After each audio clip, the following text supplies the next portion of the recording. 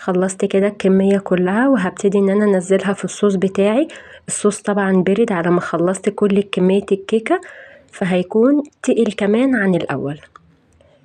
او ده تقله. هنزل اغطس فيها الكرات وهشيل احطها في الطبق بتاعي واخلص الكمية بتاعتي كلها بنفس الطريقة. لو عندك شبكة وتقدري تحطي فيها الحاجات دي تنزل الصوص في طبق تاني، بس انا مكانش عندي شبكة فحطيتها عادي في الطبق. الصوص كان طعمه جميل برضو.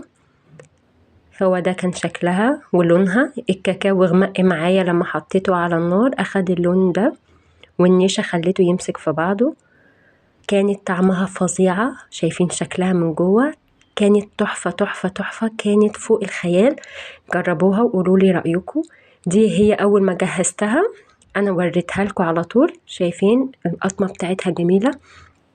ودول كمان أنا حطيتها في التلاجة، يعني أنا سبتها في التلاجة كده لتاني يوم، وهي بس الصوص